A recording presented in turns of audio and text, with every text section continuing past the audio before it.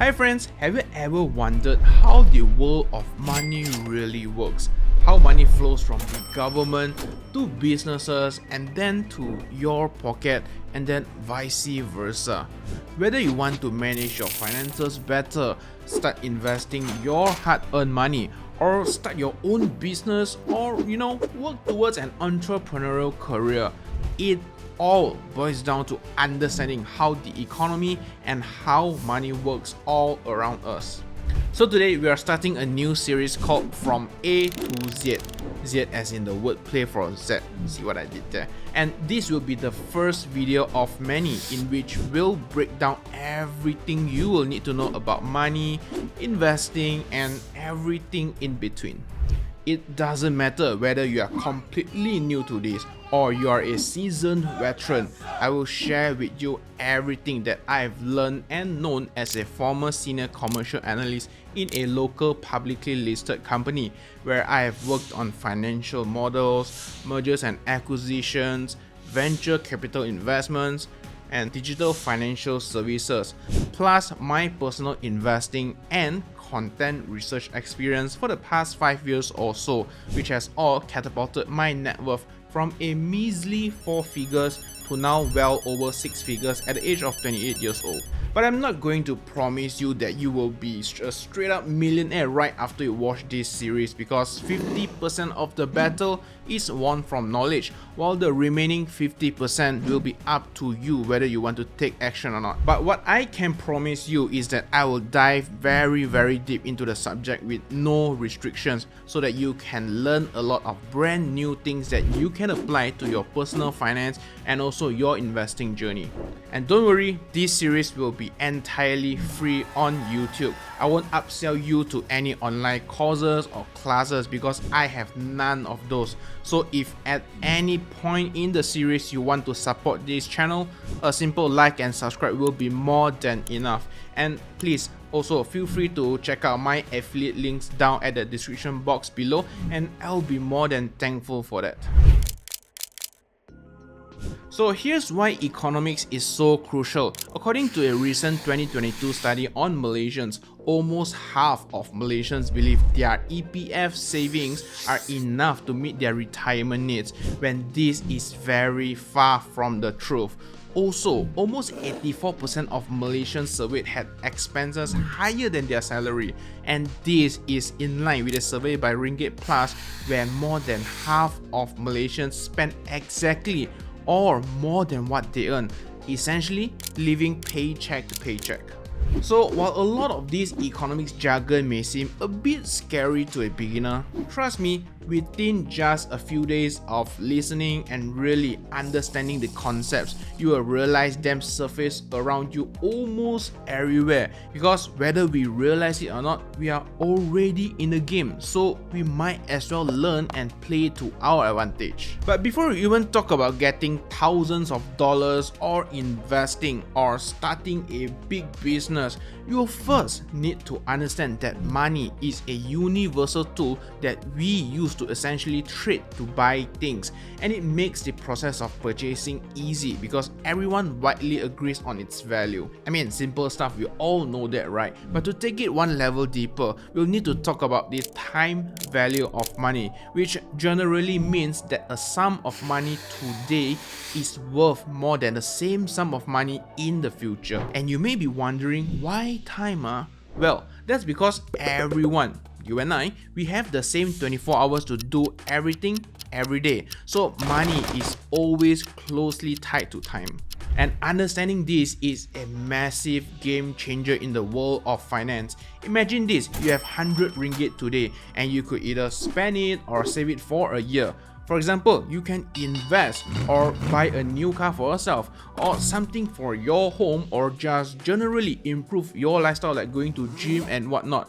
But if you wait a year and don't do anything with it, you will miss out on these opportunities, and because of something that we call inflation, which I'll cover in just a bit, the value of that 100 ringgit will decrease. So it's like saying money has a special power to grow or be useful over time, and that's also the concept where businesses, financial institutions, and even big banks take advantage of to make extra money on a daily basis.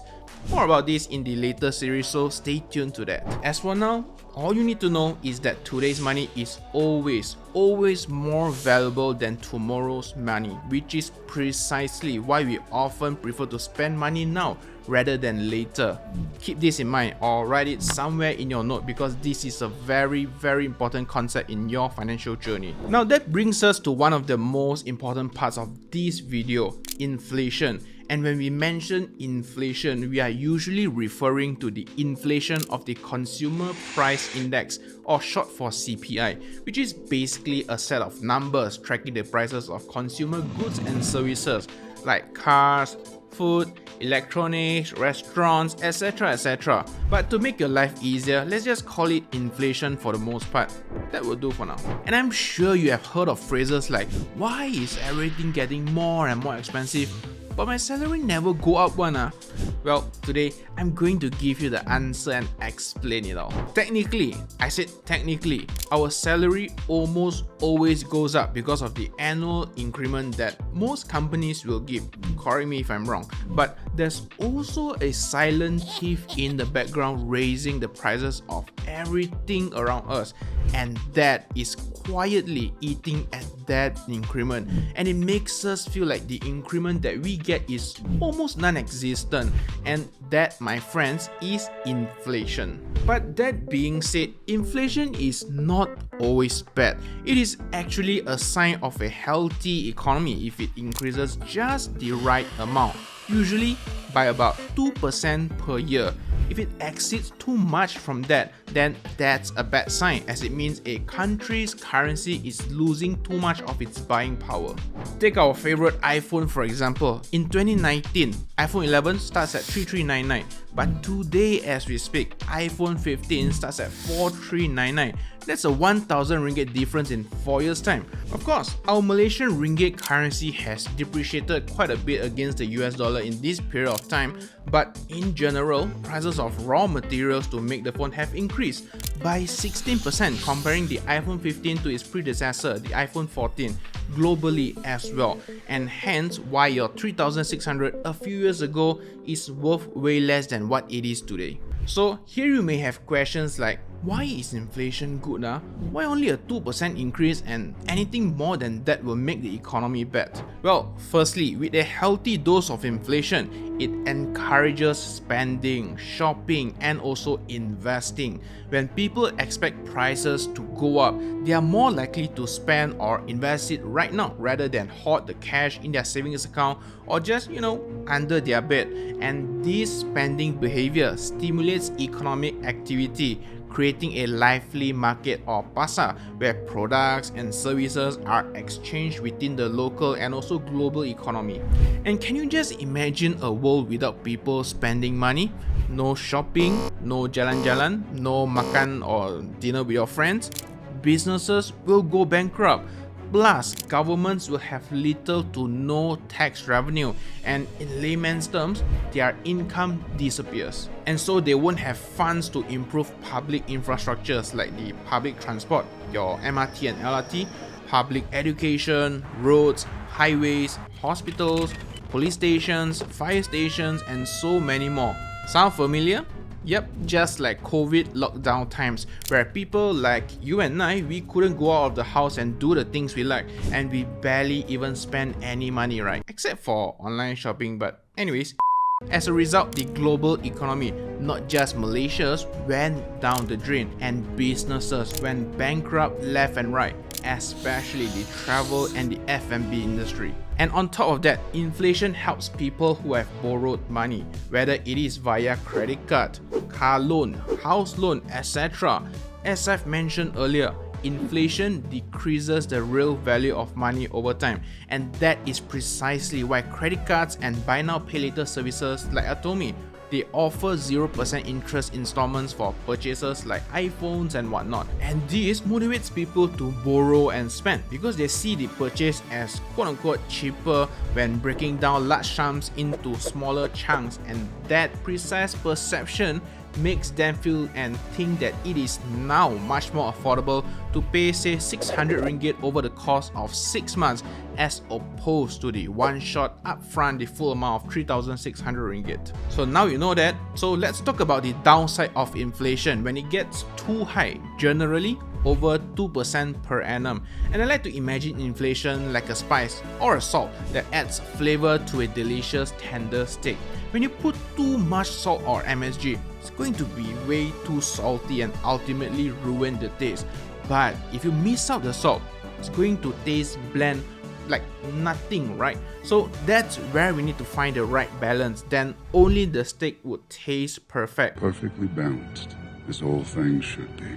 And this hyperinflation scenario has actually happened before in Zimbabwe, where by 2009, no thanks to institutional corruption and the lack of confidence in the government, social unrest happened and consequently their currency became known as the disappearing currency, where $1 was worth over 2.6 decillion Zimbabwe dollars. Yes, I've double checked, decillion with 33 zeros. And how did the country combat this?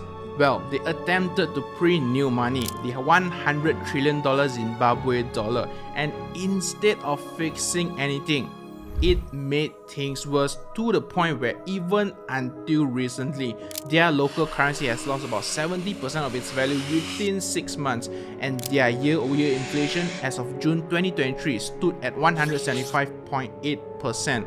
Yeah, talk about 2%, this is 175%. So now we know a dash of inflation is like the perfect seasoning for a healthy economy. It's all about finding that sweet spot of 2%, where it's not too salty and not too bland, just the right amount. So now let's dig a little deeper and move on to interest rates. And I'm sure you must have heard of this term at least once in your life, but what does it really mean? You can think of interest rates as the extra money you earn when you lend your money, or the extra money you pay when you borrow money. Naturally, you wonder, who determines these numbers? Well, it's the central banks, and in our case, Bank Negara Malaysia, BNM. They have a board of important people that gather every couple of weeks or months to have a meeting to decide whether or not to change or maintain the country's interest rates. And this decision will then control the flow of money in the economy and consequently affects the equilibrium for supply and demand, which will then lead to changes in all the prices.